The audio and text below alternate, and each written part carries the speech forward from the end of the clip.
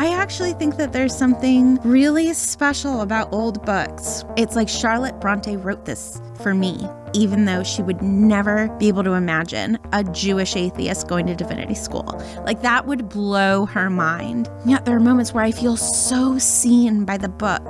When Vanessa Zoltan was a student at Harvard Divinity School, she was having a hard time connecting with Scripture. But at the same time, she was fascinated by the ways religious communities connect with their sacred records. So she decided to try an experiment. What would happen if she approached some of her own favorite books with a similar kind of devotion and attentive reading that religious communities bring to their Scripture? What she discovered can help breathe new life into our engagement with our favorite books, even the ones that might not seem to hold up very well in light of shifting views about sexism, racism, and more. In this episode of Fireside with Blair Hodges, Vanessa Zoltan's here to talk about her book, Praying with Jane Eyre, Reflections on Reading as a Sacred Practice.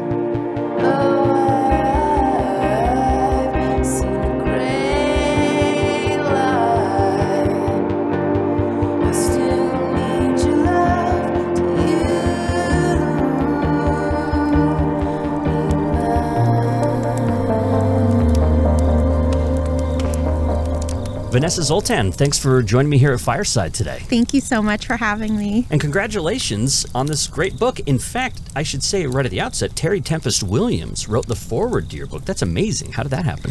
Terry was giving a talk at Harvard Divinity School where she's the writer in residence, and I just went. It was a free event open to the public. I don't even remember what she was talking about, but she was talking about the environment, obviously, because she's Terry. Yeah. And I asked her if she was prepared for the environmental apocalypse and like to what extent she was prepared for that, and if she believed we should prepare for an environmental apocalypse or we should just let ourselves die. And she sort of said, "See me after." And I was like, okay. And so I stuck around after, and then we got coffee, and then we became buddies. And I run these literary pilgrimages, and she's come on 2 of them with us. That's and fantastic. Now she's just the love of my life. And she wrote this foreword, which your book, Praying with Jane Eyre, it's a fantastic book. And she writes right at the beginning here, it had to feel good to see this. She calls you an alchemist. She says, instead of taking base metals and turning them into gold, she says that you take any paragraph from a book that you love and you reveal it as a sacred text. But I also thought, like, any paragraph? What do you say to that? Any? Sorry, she says any paragraph from a book that I love, correct? Yes. So yes, I would say that you really can. You know, I've been doing Harry Potter and the Sacred Text, our podcast, for 7 years now, and we pick our sentences to do sacred reading practices with at random, and I have been tested. And yeah, right, like sacred reading is about letting it speak to you in the moment that you're in, and you rarely do sacred reading alone. One of the components that I think is really important for sacred reading is community. And so 2 people together, I really think, can make meaning out of most anything. We are meaning-making creatures. We love to make meaning. Okay, but we have these book of scriptures, right? Religious traditions, Christians have a Bible, Jews have the Hebrew Bible, and there are all sorts of other faiths. Muslims have the Quran and so on and so forth. Why secular novels? Why take a novel that's not considered scripture and approach it in a scriptural type way? Well, first of all, I think that traditional sacred texts have wounded a lot of people. A lot of people have a lot of baggage around those texts. As someone who works with a lot of Harry Potter fans, we hear from people who grew up in evangelical churches a lot and are now out as queer, and they couldn't read the Harry Potter books as kids. And the Harry Potter books really spoke to them as they were growing up and sort of reading them, you know, under their bed covers and hiding them from people. And they get upset and wounded when we talk specifically about the Bible. I worked at a secular congregation for a while, which was a space that I had a lot of mixed feelings about. But we did this Earth Day event, and the person facilitating it had everybody come up and, you know, just put a stone in a bowl or something along those lines. And we had someone who had been abused in the Catholic Church as a child at the event, and he said, "This feels like communion. I can't believe that you all are doing this." And so I think that it's just really important to make sure that treating things as sacred is open to everyone, including people who've been traumatized by traditional religion. I also think there's something really beautiful about ubiquitous texts like Pride and Prejudice or the Harry Potter books, that you can bond across religion, which I think is really a lovely thing. I can keep justifying this forever, so I'll give those two reasons for now. And we see it throughout kind of your introduction where you talk about you've long been drawn to the idea of sacredness. You really like being surprised. You mentioned you like to be connected with other people, which sacred texts give communities an opportunity to connect with. And we'll kind of unpack these as we go throughout the discussion. But you do mention also in the outset that God language and the Bible, it hasn't been for you, but sacredness has. So how are you defining sacredness there? Yeah, that sacred is an act and not a thing, that it is an orientation. And, you can turn to Jewish theologians, Christian theologians for this idea, right? Augustine, Moses de Leon, right? Like that as long as you're reading the Bible toward God is love, you are reading it correctly. And I just think that you can do that not just with the Bible. And so anything that gets you better at loving, anything that extends your idea of what your neighbor is, I think is sacred. And so it's about how, right? If you are a big sports fan and that makes you hate other teams, I think you are not engaging with it as a sacred practice. But if it makes you value the community and the fandom that you're a part of and look at people from other cities and say, oh, we both love soccer, isn't that beautiful? Then I think you're treating it as sacred. Okay, well, and that's probably why sports aren't sacred then, because I just think as a Utah Jazz fan, I have a very healthy loathing of other particular teams. As someone from LA, I was Oh, no. We can talk about John Stockton and Karl Malone another time. Oh, no. Okay, so sacredness. You and an advisor there at Harvard Divinity School, where you earned a Master's of Divinity degree, kind of arrived at these different ways to approach, how are we going to approach it? This is the question you both kicked around, and you came up with these three kind of main points of what it meant to address a text or to come to a text as a sacred text. And the first one you say, well, I say all three of them. So faith, rigor, and community. Maybe take a second to unpack each of those. Faith, rigor, and community are the three things that you're bringing to a text and considering it to be sacred. And by the way, again, we're talking about Jane Eyre in particular with this latest book of yours. Yeah. So faith just means the belief that the more time you spend with it, the more gifts or blessings it will give you, right? This is often how we feel about our children or our, right, being outside, that it in and of itself is a good thing. And even when it's frustrating or hard, or you feel like you're taking steps backward, it is a gift that you get to spend time with this text and contemplate it. And by the way, before you say rigor, I just want to add too,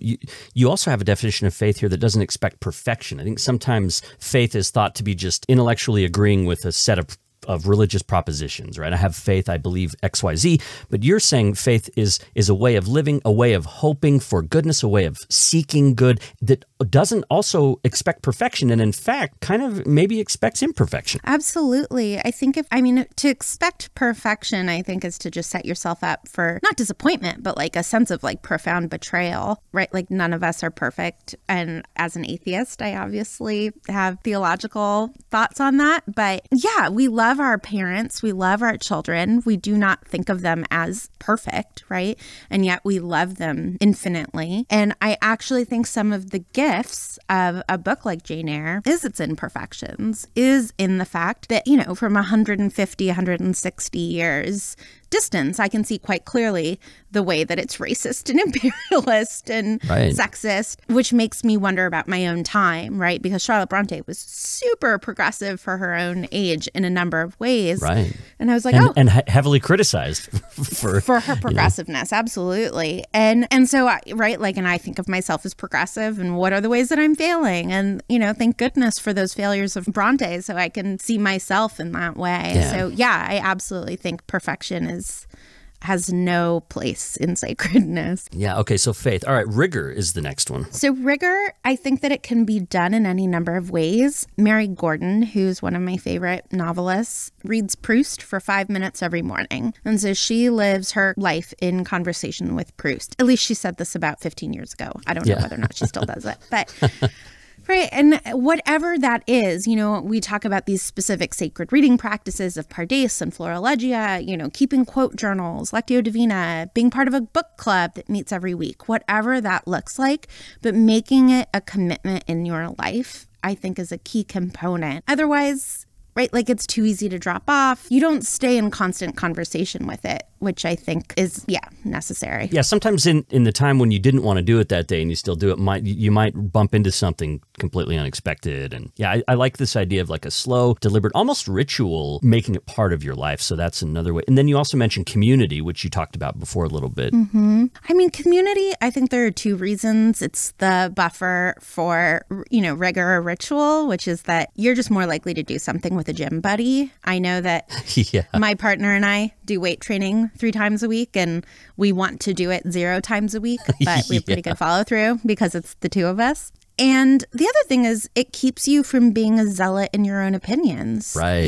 Diversity isn't important for tokenism. It's important because we need other points of view. And if there's a person of color or a person who has sight impairment or whatever it is, right, you are going to speak differently and challenge your words better and think with more intention. If you're only in a community that looks exactly like you, you can get away with a lot lazier thinking. And so I think having a wide community forces a sharpness that I think is really helpful. And people that are interested in seeing how this plays out with Jane Eyre, when they read the book, they're going to see your meditations about it. They're going to see writings that you put together. I didn't see as much of that give and take that you probably had with your reading group, but you also have a podcast on air that you produced with Lauren Sandler, a friend of Fireside who was on last season.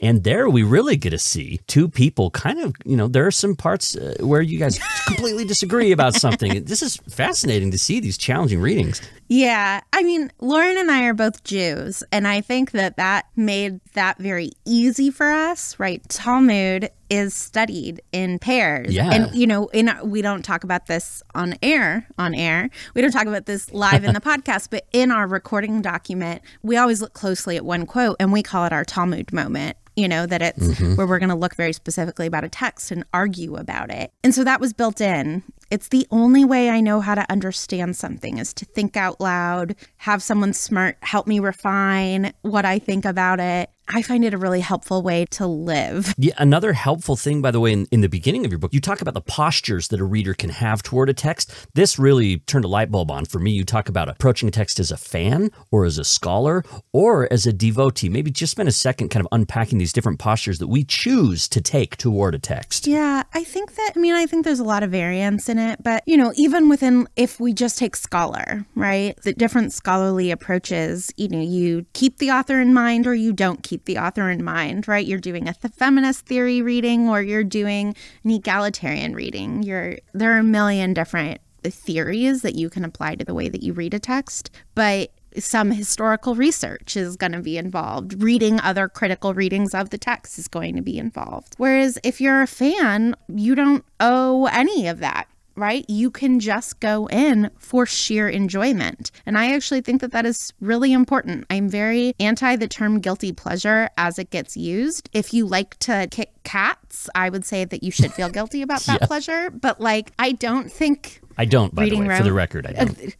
I never would have thought you did. Okay. But if one, I didn't mean to accuse you. If one enjoyed kicking cats... I would say, yes, feel guilty about that pleasure. But, right, like romance novels, The Bachelor, yeah, you love that stuff. I don't watch reality TV, but I do love romance novels. Yeah. And we all have, I don't know, I just think we can actually make a tremendous amount of meaning out of these things. Where does the devotee come into it? Because the fans just, to me, also I would say fans, sometimes I think of Star Wars fans where they almost get they're almost too obsessive in anything that doesn't fit the vision that they wanted to have for it. There can be anger, what do you think about differences between fan and devotee? Oh, that's interesting. Yeah, I would say that for the Star Wars fans that you're talking about, I would say it is not their fandom that is getting in the way. I would say that there are other things that are often getting in the way of often sexism, right? Prejudices that they're bringing to it. Why do we have this character, Yeah, I don't think it's their fandom that is the problem. But do you think there's a lack of openness there to it then? Is they're not letting that canon, if we thought of Star Wars as a sacred text, they're not letting the sacred text question them. They're bringing what they already have to the text and just wanting it to say the things they've already got. Right, exactly. Absolutely. And I do. I think that there are better and worse versions of religion. And I can talk about my own religion in that way. Judaism, I think that there's a lot of beautiful, interesting things going on in Judaism nowadays. And I don't think that a lot of that is happening in Orthodox Hasidic spaces, right? It's not good for women, those spaces. I grew up adjacent to the Orthodox world. And I think that there are Star Wars fans who do that. There are people of every religion who do that, right? This is zealotry. I think what you're actually doing is treating a text as profane when you do that. You are limiting it. Sacredness should all be about openness and generativeness and reading towards love. And so, yeah, I would argue that that is a profane way of looking at something. When you say reading towards love, there's this great quote here where you say, your invitation of the book of Praying with Jane Eyre is to love what you love unabashedly and to do it with purpose. Love what you love well, to learn to love your neighbor well, to learn to love your enemy well. And then you say the point of treating any text as sacred is to learn how to treat one another as sacred. Yes. So I'm a big believer in a low bar. I like couch to 5K with day one being thinking about getting off the couch. And so I think, it's really, really hard to love your neighbor, let alone to love your enemy. My neighbor mows his lawn very early on Saturday mornings. And I don't understand that choice. And so it is hard for me to love him in that moment. But it is important for me to do it. And so hard things, you got to practice with easy things. So practice with a book that you already love. It will disappoint you. It will frustrate you. J.K. Rowling is very disappointing. And even without J.K. Rowling coming out as transphobic and spreading misinformation about trans folks, right? Her books are fat phobic and super not inclusive of all sorts of people. I'm in book 4 right now with my daughter who's 9 and have been doing a lot of discussion about Dudley and how the Dursleys are talked about. And I try not to censor too much, but we definitely stop and talk about what's going on there. And it's not good. No, and then there are weird gender norms that I guess aren't surprising, right? Draco makes fun of Harry and is like, what are you, a ballerina? Yeah. And I'm like, are there no male ballet dancers? And Hermione's described as shrill. I don't see that word being used for other male characters, stuff like that. Yeah, they're really problematic. So I think it's important to love them in a complicated way. And so I think loving something well is discussing it with your daughter, right? And being like, this made me feel icky.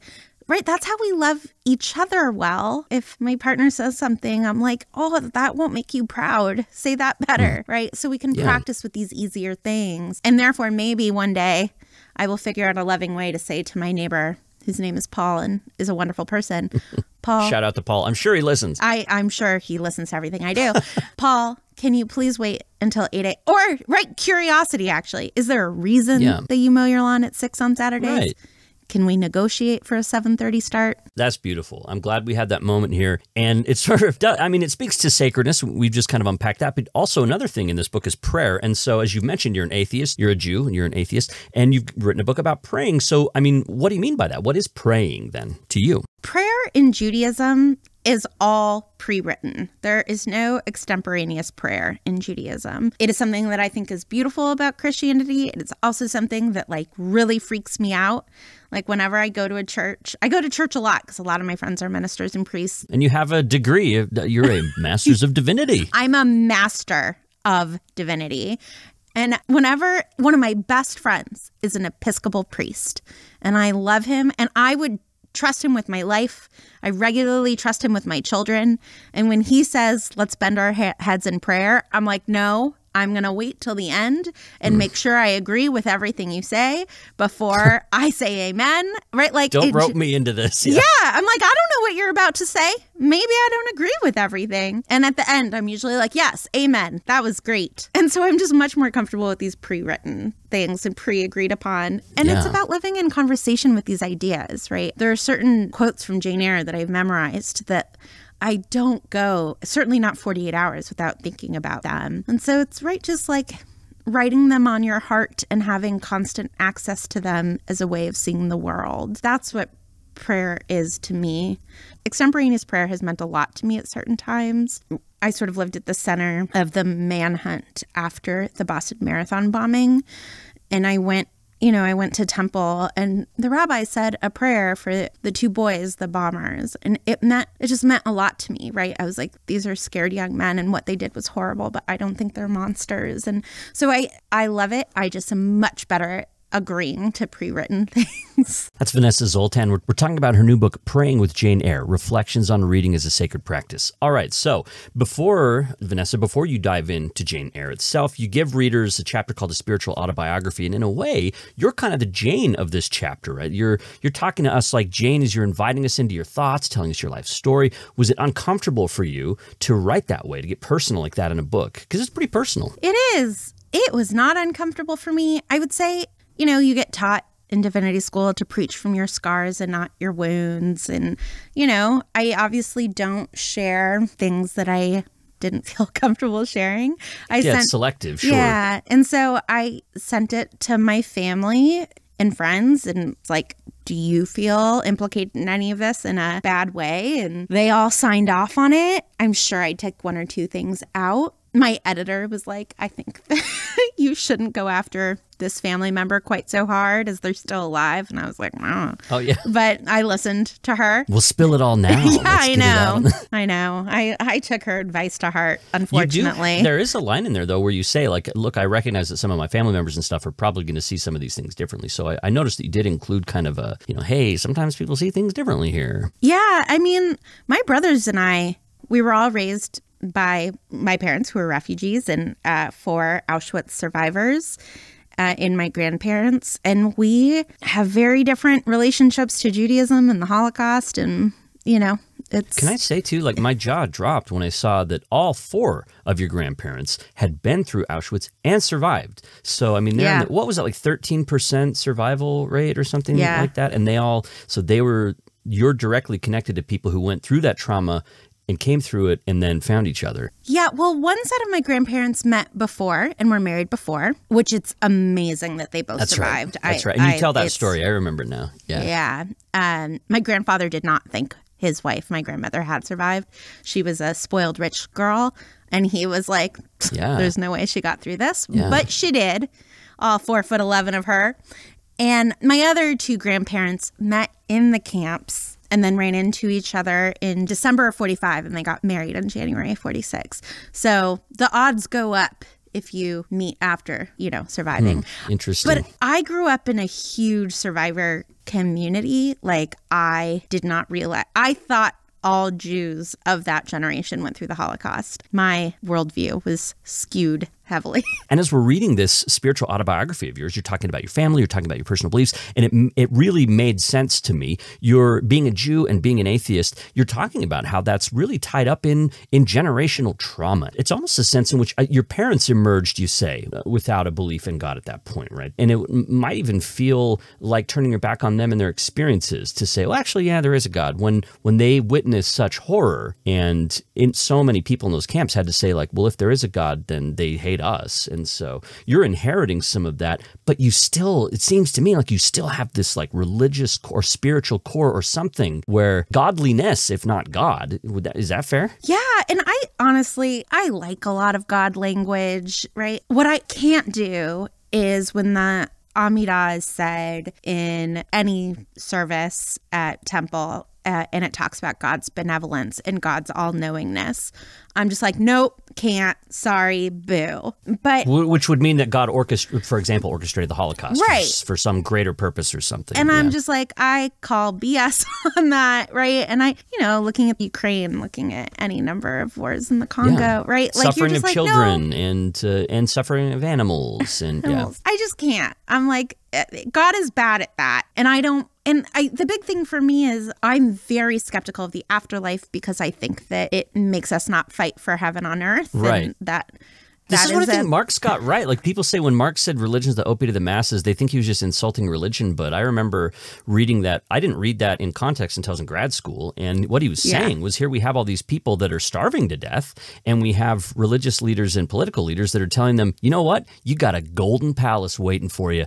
So nothing needs to change. You just enjoy your little Right. starvation. And on the other side of this, it's going to be rainbows and lollipops. And that's a hard-hitting critique of how the afterlife, ideas of the afterlife, can be used to mute pain and suffering or to justify pain and suffering. It drives me up the wall, especially right as Americans. We know that slaves were converted against their will to Christianity and then told that there would be just desserts. And I like the crimes that have been done in the name of heaven. I would just think that heaven itself would be like, do you know what? Don't do things in my name for 200 years. Yeah. I As don't a want religious it. person, these critiques are real to me, and I don't have answers for them. I have things that I do to turn the tide back and say, well, that means that my religion needs to focus on now. My religion needs to be oriented toward justice, so on and so forth. So anyway, it's interesting to read from to feel a lot of resonance with someone who, you're an atheist, I'm a deist, but one that's can agree with a lot of the things that you're talking about. Well, that's the thing, right? Is I'm not arguing with what I think of as religion done well. And I sometimes worry that I'm arguing with a straw man version of religion. But I do think I'm arguing with an overly generalized concept of religion, at least how I was raised to think of religion. I think you're doing it in a way that's generous, though, because here's a quote again. So this is from your spiritual autobiography. You say, like many people who've been disappointed, uninspired, or traumatized by religion, or who inherit that trauma, I had to find a way outside of its traditional mode to have my religious experience. So you're actually still talking about religious experience and seeking that and nourishing it and connecting with other people who do. And so there's a generosity there. And I understand there are some people who are traumatized to the point where that's just off the table altogether. They don't need to use any of the language. All of that's too triggering, which I'm completely fine with. But I also think it's wonderful to have someone like you who can still connect with religious experience. And I think generous religious readers just have a lot to gain from a perspective that you bring. Thank you. And I just want to say that I agree with a lot of religious writers a lot more than I agree with a lot of atheists. Especially writers. the new atheists. Like, give me. I hate new atheism. Yeah, it's just shallow. Yeah. It's shallow. It's part of why I want to call myself an atheist. Yeah. I'm just like, no, that is not. I do not think religious people are stupid at all. Or that like religion is fundamentally and only violent, or like, Right. Yeah. I'm like, Stalin was an atheist. Yes. Like what, You avoid the it's black nonsense. and white. And let's dive into some examples here so that people can get a sense for what the book's doing. So I like your very first one on staying in bed. But before we do that too, I want to issue you a challenge. I want to see how you pull this off. Okay. So, and by the way, no. if people who haven't read Jane Eyre, and I read it in preparation for this interview, but I'd never read it before. For people who haven't read it, go ahead and skip ahead about 30 seconds. Okay. I want to hear how you describe the plot of Jane Eyre in 30 seconds. Give us the whole thing. Let's see. I want to hear what you hit. So go ahead. Do you have a timer? Yeah, I got it going. I'm going to start it right now. Here we go. Okay. Ready, set, go. Jane Eyre is an orphan who is hated by the family that she is raised in. She gets sent to an orphanage that is doing the kind of religion that you and I were critiquing earlier. It is saying, punish the body to save the soul. She graduates from that school and becomes a governess to a little girl, falls in love with the man of the house. Her boss. Her boss, who's twice her age, more than twice her age. Yeah. She finds out that he has a wife locked in the attic. She runs away. She gets taken in by a lovely family who it somehow turns out are her cousins. And she returns to the man she loves. And it turns out that his wife burnt down the house. He is free to marry. He has been injured in the fire, but they get married. Reader, she marries him. And That's really good. That's really good. Yeah. They live happily ever after. They live happily ever after, and also a missionary guy goes off and dies. Yes, he does, but happily. I'm also going to go back in time and say, skip ahead 60 seconds just in case, because I would hate for people to like hop in. No, that was good. That was excellent. But let's hop in then to you start your first meditation, your first prayer here is from the first line of the book and from the first paragraph of the book. So I'm go ahead and have you read the first chunk of text that you do a prayer with. So go ahead and read that for us. Sure. I feel like I could maybe do this by heart, but I'm going Wow. to give myself a break. There was no possibility of taking a walk that day. We had been wandering indeed in the leafless shrubbery an hour in the morning, but since dinner, Mrs. Reed, when there was no company, dined early. The cold winter wind had brought with it clouds so somber and a rain so penetrating that further outdoor exercise was now out of the question. I was glad of it. This is a brilliant opening paragraph. My goodness. And what about that first line? There was no possibility of taking a walk that day. What a first line. What a first line. So good, right? She's trapped. There is no freedom. She can't get out of this house. And what you end up doing with this is meditating on this text, thinking about it. And this turns into then a prayer about depression and guilt. So give us a sense of what you end up doing with this opening paragraph. Yeah, so my grandmother had severe vertigo in, I believe, 1958. I would now have to go back and look. Is that right? No, 1956. Yes, spring of starting the spring of 1958. My grandmother spent 11 months in bed, yeah. So what happened was she had a very traumatic sort of 18 years. Her parents sent her away from Slovakia when it was clear that they were going to be arrested. And she hid as a maid in Budapest, but got arrested in 1941 and sent to Auschwitz. So she was in Auschwitz for 4 years. She was actually rescued by Russians on a death march and then had to fend for herself. Her whole family was killed, and then got married to my grandfather, where she assisted in his smuggling operation, like you do. And then they moved countries several times until they could get into the United States, had to start a life here. And then my grandfather got a job where she could quit her job. And she went to bed and got vertigo and couldn't get up for 11 months. And it just makes sense to me that once you lie down, you're like, after all that, you just can't get back up. There's no possibility of taking a walk that day. There's no possibility, right? She didn't have an option for a really long time. And I'm not saying it was a blessing, right? Like, it was not a blessing. She missed a year of her children's lives. What I wish for her is that she'd spent a year resting, not a year in pain from vertigo and therefore having to be in bed. But I have chronic depression, and less so now because I'm pretty well medicated and know how to manage my symptoms. But when I was younger, I really, like I couldn't get out of bed sometimes. And it's a physical thing. Are there any days in there where you are glad of it, though? Like, this is this moment of... Well, so right? That's the thing. The last days of any depression, and I don't know if this resonates with you, but you're wondering if you're just enjoying it, right? Yeah. You're like... Which can turn to its own guilt spiral. Totally. But I felt this way with COVID, though. Did COVID do this to you? Because, at first, I was like, oh, a 2-week quarantine at home. We were thinking it's going to be short, but I was also like, okay, I'm actually kind of down for this. Like, I need a break. I need to do this. And then, time wore on and things changed. But there was a time when I indulgently, and I look at that and say, ooh, that's terrible, because, people are getting sick and people are dying. But there was this thing in the back of my head that was like... Right, absolutely. It's... but if you think of depression or vertigo, right, like as a broken ankle, and you take the cast off in that moment where you're afraid to put your foot down, but your ankle has been fine in the cast for a week, right? But you stay in the cast that extra week. And I think that there's always that moment with depression, which is the same, where you're probably fine to get out of bed, but you're not sure that you are, and you're scared, and you're a little indulgent. And so, I would think about her and how she ended up in bed, and how if she had been depressed during those 18 years, she could not have gotten to bed, right? Which just adds to this spiral of guilt. But I think that Jane feels trapped in this house, and it's horrible, but she's also relieved that she can't go on a walk because she doesn't like it.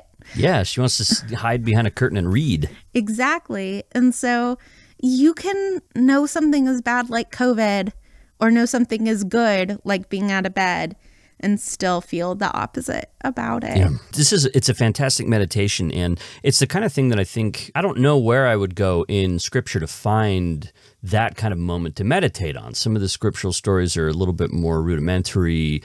Well, I mean, I take that back, actually. There's some genius, especially in the Hebrew Bible, but there aren't some of these just more intricate, like the experience of staying in bed and feeling guilty, but also a little bit okay, or dealing with depression. Like, we don't see those in Scripture, but here when we treat Jane Eyre scripturally that way, then you're able to create this beautiful prayer out of it that people, whether they're religious or not, can meditate with. And that's a powerful thing. Yeah. I mean, there are parts of the Bible that I'm like, oh man, this is good. Whenever I'm in church and I don't like something that's happening, if it's a hymn that I'm like, oh, I don't like this, I always read the opening couple chapters of the Bible. And like the creation story and then the second creation story. It's amazing. I freaking love it. Genesis. The whole book of Genesis, I think, is absolutely amazing. It's one of the best things ever written. I So just love it. I just love it. And I love the Gospels, right? Like that here's one story, but you're going to hear a bunch of different versions of it. And the honesty of the epistles, that it's like, this is one guy writing letters. I don't know. And he's having lots of problems. Yeah. And so, I don't know. I think the Bible is like this beautifully complicated book. I also just think there's something beautifully universal in the specifics, right? And so the fact that Charlotte Bronte is one woman writing about Jane Eyre, one woman, there's something very illuminative about that specific. In chapter 3, you take a really great laugh line from Jane Eyre and you turn it into kind of a grim, frank discussion about your grandparents in the Holocaust. So the line that you use here, this chapter is called On Commitment, is... This is so good. In fact, you go ahead and tell the story. So basically, Jane's meeting with this stuffy head of this girls' school that she's about to get sent off to. He's this prototypical religious, self-righteous, threatening dour kind of. Ugh. He hands her a pamphlet on how kids die all the time. Yeah. And if they're not well behaved, they go to hell. And he says, this is so good. He says something along the lines of like, do you know what happens to you? Do you know what hell is? And she says, yes, it is a pit full of fire. And he says, how are you going to avoid going to it? Obviously expecting her to be like, I will try to be a very good girl. And instead she says, I must stay in good health and not die. Which is just the greatest screw you ever. I love her. She's perfect. But you take that, which it's hilarious, but then we can laugh at that line, but it also becomes this meditation then about some of the stuff you've touched on about the commitment to survive. Like you take this as kind of representative of Jane herself, that she's a person who is not going to give up. She's not going to give in. She's going to keep in good health and she's not going to die. She's going to keep going despite what comes her way. And you see that also in your ancestors and in your grandparents. Yeah, a friend of mine named Charlie, he's a loser. He only has one grandparent who's a Holocaust survivor. Whatever. That's the hierarchy. Okay. I know. I'm like 1 out of 4. But he and I discussed it most explicitly, but I feel like this is a discussion amongst families of survivors a lot of it isn't necessarily the best people who survived, right? And there's this concern that it's somehow selfish people who survived. Yeah, and like, they were hoarding bread or they found ways in the camps to like send somebody else to the chamber or things like that. Right. And it's just like not true. The data bears out that is not correct, that it's complete luck. And I can tell stories about, moments that my grandparents happened to survive. But it's definitely a question that you think about.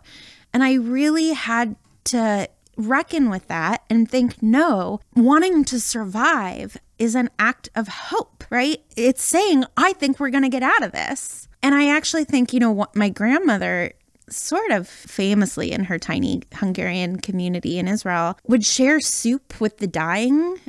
She thought that people should be able to die full is an anomaly, but like she was constantly making sacrifices. And I actually think that gave her a lot of strength and hope, right, to survive. It was its own kind of nourishment. Also, not to say that people who weren't doing that were somehow morally inferior. Of course. For some that wouldn't even cross the mind to think to have that kind of thing. And defending everybody else, she was only there for 9 months. It's like, anyway, right? Yeah. I wonder if she would have done that year too. Right.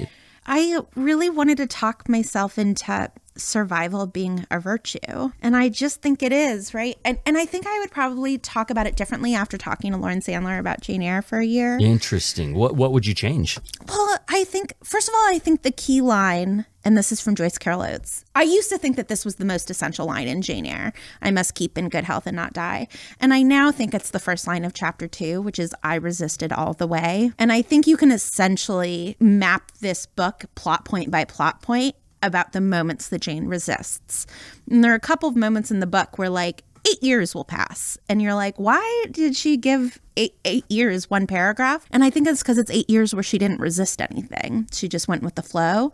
And I really think this book is just a chronicle of her resistance. But this is obviously a moment of resistance where she's like, screw you, I'm going to keep in good health and not die. But I also think that, you know, Helen Burns' death, which is a really big thing in the novel. And Helen Burns dies pretty early on in the book. She's a young girl at the school where Jane is at. The first person to really kind of treat Jane as a person, really. And she dies quickly. And she has this line about like, it's better that I'm dying. I have no place in the world. And Helen is right. She doesn't have the constitution for hard work, and she's a poor girl with no family. The world has no place for her. And so she's like, it's better that I'm dying. I'll go to heaven that has a place for me. And so again, this idea, like, survival is important because if you survive, you advocate for the world to have a place for you. Yeah, I just think survival should be tied to the idea of hope and choosing not to survive, right? Like, I absolutely have a tremendous amount of respect for people. I would not have had hope. I would have walked straight into the electric fences at Auschwitz. And I have a tremendous amount of respect for people who are like, I'm not fighting, quote unquote, fighting cancer anymore. I'm opting out. It strikes me how real it is for you too. Like, my wife and I have had conversations that are on the same theme in that, like, we watched The Walking Dead, for example, and she's the one who's like, okay, I'm opting out right away. Yep. And I'm like, well, no, I'm going to like kind of fight. But to have that actually like this family history for you, like, it's not really a hypothetical. Like, these are circumstances that like real people went through, and like, and you say like survival's not a virtue, but then you're trying to argue your way back into saying, well, through Jane's experience, we can see a virtue in her efforts to do that. Exactly. I mean, we see this now in Ukraine acutely, right? We are watching in real people time, send off their families I should say, we're recording this. This will come out later, but we're recording this as it's day 8 or something of the siege right now. And so, right, we're watching people say goodbye to their families, sending them to safety and saying, I'm going to stay and fight, right? Like choosing to risk their lives for something bigger. These are live choices all the time. Going into the house that's flooding in New Orleans or Texas, right? Like, these decisions are not just in the Holocaust. And it's great, again, to see how you can take a text like Jane Eyre and have these kind of meditative discussions. Like, this text is rich enough to slow down with and to just have some incredible discussion. There's a theme that kind of comes up a few times I've noticed throughout. You have a chapter on destiny, and in this one, you're writing as a super fan, so that allows you also a moment to address a few pet peeves you have as a super fan of the book. So I'm thinking of one of the most quoted lines from the novel that people might see on a wall hanging or on a t-shirt or something, where Jane says, I would always rather be happy than dignified. And you've seen this, but it bugs you. Why does it bug you to see this this quote around? It's a great quote. It just bugs me because she only thinks that after she's nearly starved to death. Right. And she chose dignity a lot. And I think that it depends on the situation. It's weird that she said always. Always. Because you've already read the book and seen, like, that's actually not true. You've made yourself pretty miserable in a few big ways throughout the book. Yeah. And so it's the use of the word always, which I think in the context of the book, a 19-year-old Jane who's in the middle of being, I would argue, groomed by a creepy man, you know, saying, no, I'd always rather be happy and please him. Like, I think it is an appropriate quote for the moment, but I think taken out of context, it fails. You get to address it. So that's one of the benefits of doing a book like this is, you know, I mean, I'm sure given the legions of people who use the quote in other ways, you're fighting, I hate to break it to you, you're fighting a losing battle. And, I think that it's a lovely sentiment to have in the world, right? Like, go apologize first. Like, who cares who's right in the fight? Right. Yes. But only sometimes. All right, so that's Vanessa Zoltan. We're talking about her book, Praying with Jane Eyre, Reflections on Reading as a Sacred Practice. And Vanessa earned a bachelor's in English Lit and Creative Writing from Washington University in St. Louis, and also a master's of divinity from Harvard Divinity School. I also want to mention as well, you're the CEO and founder of Not Sorry Productions, where people can find some incredible podcasts, some smash hit podcasts, including Harry Potter and the Sacred Text. When you agreed to do my show, I was very excited and very honored, because you are, to me, a podcast rock star who's been doing some fantastic stuff for years. So thank you. It does not, to be clear, I'm in my pajamas in a closet I'm wearing my own merch right now. It says so I have a Fireside hoodie on. I have a Unbothered good. t-shirt on. So Yes. that is. I feel good about it. I feel good am a about rock star in a closet. And in this podcast about Jane Eyre, you talk with another one of my favorites, Lauren Sandler, as we mentioned a little bit earlier. And you kick that show off by talking about whether we should have our 14-year-old girls or boys read Jane Eyre today. Because as we mentioned, with a book that was written so long ago, I recently rewatched Scrubs. Oh my God, it doesn't hold up. Isn't it horrible? There's some things about it that I'm like, oh, I love this. Like, I love the story arc of Brendan Fraser. And there's some, there are things about it that I'm just like, this is magnificent TV. Some of the best arcs I've seen. But I'm like, the sexism and these, I don't want my kids watching this, right? I but love this with Jane Scrubs. Eyre. Me too. You're asking that question about this text. And what do you think? Like, what do we do with a text like Jane Eyre that, as you know, you've mentioned colonialism, sexism.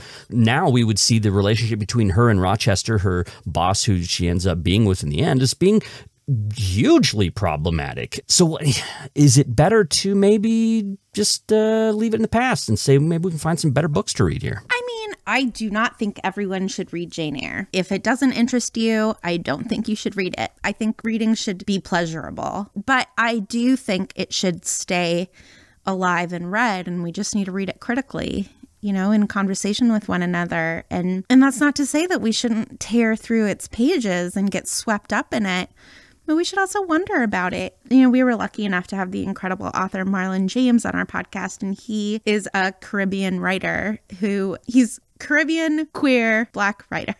So he would have every reason to be deeply offended by this novel, and he loves it. And what he said is, you know, if I didn't read novels that offended me, I would have nothing left. And I actually think that there's something really special about old books. When you feel connected to them, it feels like God's love. It's like Charlotte Bronte wrote this for me, even though she would never be able to imagine a Jewish atheist going to divinity school. Like, that would blow her mind. Yet there are moments where I feel so seen by the book. And the fact that it was 200 years ago makes me feel less alone. And so I think that the power of that is so important. I think it also gives you the opportunity to propose oppositional readings to the text. And I'm thinking of Bertha. So this is another spoiler section, people. So go ahead and skip forward if you're... It is an almost 200-year-old book, so yes. I feel fine about spoiling it. Yeah. So Bertha, she's the wife of Rochester, who he married earlier on in life. And then she was called mad and crazy. And he ends up bringing her to a different country, locking her up in the attic, and basically just keeping her alive, but trying to move on with his life. And then instead of seeing her, you know, get taken care of, we actually see her exact revenge and burn the whole house down. And, you know, Rochester's injured by her because of her actions, but she's also just kind of a tool in the plot to sort of maybe exact a little bit of vengeance on him. But she's a tool in that way and is certainly erased. And so you address this on a chapter on women's anger, and you say that Jane Eyre, like all sacred things, does not sufficiently account for the suffering of the most marginalized and the most vulnerable among us. But maybe it's not up to the things that we treat as sacred to do that work, but up to us to try to do it. Or maybe that is the purpose of sacred texts, to be insufficient and leave us to do our work in the real world. So you actually give some oppositional reading here where Bertha becomes a more fleshed out character, and you say, well, what if it was this? What if it was this? So you actually can play with the text a little bit, even to redeem a character that was otherwise, frankly, abused and used as a tool. Yeah. First of all, I think there are a lot of hints within Jane Eyre that Bertha is more complicated than meets the eye. Second of all, I will give Charlotte Bronte some credit. She was criticized for this in her lifetime, and she wrote a letter kind of apology to a friend of hers, being like, yeah, I went too far. I did not think enough about Bertha, and I should have. But, you know, Jean Rhys wrote Wide Sargasso Sea, and it is Bertha's story. And, like, that is a beautiful thing. And I think that part of why I think Jane Eyre should keep going is because if you measure something by what it generates, like, people just keep writing brilliant and beautiful things, making this novel more and more complicated. You know, Read Jane by Patricia Park and The Flight of Gemma Hardy by Margot Livesey and Wide Sargasso Sea, right? Like, this just keeps getting retold in fascinating ways. And Bertha, I think, is getting her revenge for hundreds of years. Women keep talking about her. Yeah. There's a book like The Mad Woman in the Attic. Yeah, that's right. Gilbert and Gubar invented second wave literary feminism by talking about Bertha. So we've touched on a few of the chapters here. Your book is full of these sort of meditations. You also include some things at the end with other texts, including Harry Potter, to kind of give people a sense of other books and how these techniques that you develop can work with them. And you also include actual tools. Like there's a nice little thing at the end where it says, here's how to do it. Here's the religious thinkers that we're drawing from, and here's what the practices are. So people that are interested in the kind of discussions that we're having, I would really encourage them to check out the book, Praying with Jane Eyre, Reflections on Reading as a Sacred Practice, because the book itself exemplifies what you hope readers are going to do. But I also wondered, now that you're a little bit removed from having created this book, if there are any regrets about the project or any changes you would have made to this project. It's pretty common to finish up something big like that and then be like, oh, you know what? Oh, maybe I could have done this. Yes. Oh my God. I really think the worst part of the book release process was I had the honor of reading my own audiobook. And it was the most painful experience of my life. I was like, can I rewrite this whole book, please? Anything I write for the rest of my life, I will now read aloud to myself before I submit. I mean, it was so painful. I do think I get petty a couple of times in the book that I'm really not proud of. Like I said, I think I picked the wrong thesis statement of Jane Eyre and picking I will stay in good health and not die instead of I resisted all the way. I also, I explained this. It was something I gave a lot of thought to. I give an explanation for this, and it was a hard-won thought about I picked only white authors in order to treat as sacred as the 4 examples. I do The Great Gatsby, Harry Potter, and Little Women, and then obviously Jane Eyre. And I wondered about, there are obviously authors of color that I treat as sacred, and I list them and say, like, these are authors that inspire me. I list some of them, I should say. But I wish I was a little more courageous because by staying away so firmly from appropriation, you really risk erasure. And I think that I should have taken the other risk. I think I should have. I was afraid of angering people. And honestly, I think I would have mostly angered white people. So that is my big regret. I should have done, Paradise by Toni Morrison, which is one of my favorite novels. And yeah, that's a really interesting decision to make of like, do I reach out and include these voices that are absolutely amazing, or do I risk colonizing them and sort of bringing them into a white experience? And that's a tough one. But I think having published the book and reflecting on it, it sounds like that can inform future projects that you do. I hope so. We'll see. That's Vanessa Zoltan. She's host of the award-winning smash hit, most wonderful podcast, Harry Potter and the Sacred Text, and also author of the book Praying with Jane Eyre, Reflections on Reading as a Sacred Practice. All right, so Vanessa, we're going to take a little break, and I got to throw a couple logs on the fire that's going to stir up the flames a little bit here. It's kind of, the fire's going down here. I'm going to pass you the marshmallows, and we'll come back with the best book recommendation. This is Blair Hodges, and it's time again to check out some of the reviews that have come in. This one's from Jackson J. Washburn, and Jackson's a friend. And so, you can kind of take it with a grain of salt, but I really like how Jackson describes the show here, because this is what I'm aiming for. It says the show is engaging with a refreshing level of grace, curiosity, spiritual contemplation, and intellectual rigor. That's exactly what I'm aiming for. So Jackson, thank you for saying that. It feels great to get that kind of feedback. Anybody can leave a review if they have the Apple Podcasts app. Just pop it open on your phone, search for The Fireside Show, scroll down where you'll see the ratings and the reviews, and click leave a rating and type it in. It doesn't take that long. It's not that difficult to do. If you don't use Apple Podcasts, you can also leave a review on YouTube. I post all the episodes there. Or on the website, firesidepod.org. You can just go to the episode and scroll down. You'll see a comment section there, and you can leave a review there. However you choose to do it, I really appreciate that kind of feedback. All right, let's get back to the interview.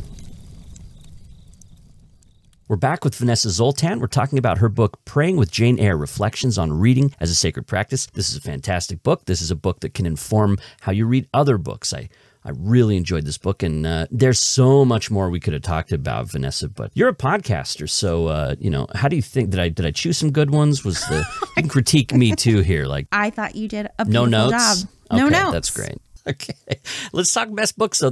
I love this segment because this is when my guests get to recommend a book. Now, I recognize, like, your book is recommending a best book, like Jane Eyre, right? Is. Like, that's kind of what it does. In fact, I had a listener that reached out and said, what would be interesting is to interview authors about their best books and stuff. And so I said, well, you know what? In season 2, actually, we have, But do you have another one? Like, what did you bring to talk about today? Citizen by Claudia Rankine, one of the greatest books ever written. This is one I read shortly after, I believe, Trayvon Martin was murdered. Yes, she wrote it. I mean, it has a black hood on the cover, so it is very much in conversation From the with hoodie. Trayvon. Yeah. Mm-hmm. Yeah, why this book? What did this book... First of all, how did you encounter it, and what did it do for you?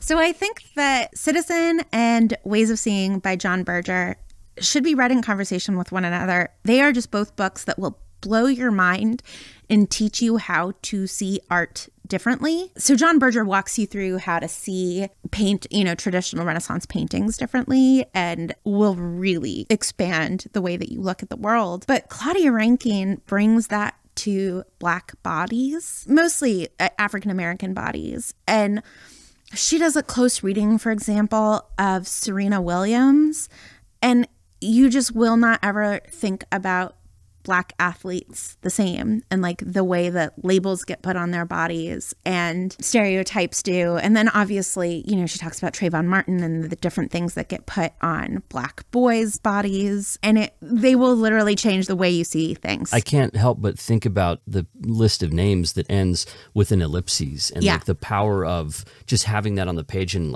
it blew me away. It's just incredible and will gut you and make you laugh. It comes with pictures, but it makes great use of pictures. It's also fearless. It calls out specific people just with such clarity that it's kind of dishy and gossipy in that way that I find really fun. And it's poetic. That's a great recommendation. I add my own. I'm right there with you. That is a fantastic book. So thanks for that recommendation. Before we go, now that you finished this book, I know you have some walking tours and some other things planned. You're doing the podcast. Do you see more Praying With books in the future, or is this a kind of a one-off? What are you looking at down the road? So I hope my next book will be about treating women's memoirs as sacred, women's stories as sacred. I think, two of the kinds of books that sort of support the publishing industry are romance novels and women's memoirs, and they sort of fund literary fiction. They are the two of the most successful genres. And I think women's memoirs are just fascinating places that it's like open secrets are shared. And I think that these stories need to be taken seriously in a different way. We laugh at Eat, Pray, Love, and I don't think it's a laughing matter. I think some really beautiful things are shared. So that, I hope, will be my next project. We will see. I can't help but ask if you've heard of Nora Krug's book, Belonging, A German Reckons with History and Home. Have you heard of that? No. If not, I'm going to recommend it to you. So in season 1 of Fireside, Nora joined us. She's an illustrator, a fantastic illustrator, and she put a book together. She's a German emigre, and she takes an interest when she's young. She asks her mom if her grandpa was a Nazi, basically, like what was going on in our family. And her mom's answer is very unsatisfying. It's basically non-committal. And so she goes on a quest to find out the truth. So, and it's her memoir. It's an illustrated memoir. It's called Belonging. Awesome. So that's a best book recommendation for you. This Thank is you. like one of the top 5 books I've ever read, and in part because of what she's able to do with illustration and with artifacts that she's found. And I think I would be fascinated to hear your response to it, because this is the other side. I've read Elie Wiesel, and I've read other memoirs of Jewish people, obviously Anne Frank, but I've never read one by a German person that's trying to figure out what it means to be German in the wake of that atrocity. Yeah, so that's fascinating. Highly recommend it. Yeah, I'd be interested. So anyway. I love The Reader, in Bernard Schlink's, but I've only read fictional versions of that story, so it's fascinating. Vanessa, thanks so much. This was so much fun. I'm really thrilled. It was an honor and a pleasure, truly. Fireside with Blair Hodges is sponsored by the Howard W. Hunter Foundation, supporters of the Mormon Studies program at Claremont Graduate University in California. It's also supported by the Dialogue Foundation, a proud part of the Dialogue Podcast Network. All right, another episode's in the books. The fire has dimmed, but the discussion continues. Join me on Twitter and Instagram. I'm at PodFireside, and I'm on Facebook as well. You can leave a comment at firesidepod.org. You can also email me questions, comments, or suggestions directly. The address is blair@firesidepod.org, and please don't forget to rate and review the show in Apple Podcasts if you haven't already. Fireside is recorded, produced, and edited by me, Blair Hodges, in Salt Lake City. Special thanks to my production assistants, Kate Davis and Camille Messick, and also thanks to Christy Franson, Matthew Bowman, and Kristen Ulrich Hodges. The opening theme song is called Great Light by Deep Sea Diver. You can check out that excellent band at thisisdeepseadiver.com. Fireside with Blair Hodges is the place to fan the flames of your curiosity about life, faith, culture, and more. See you next time.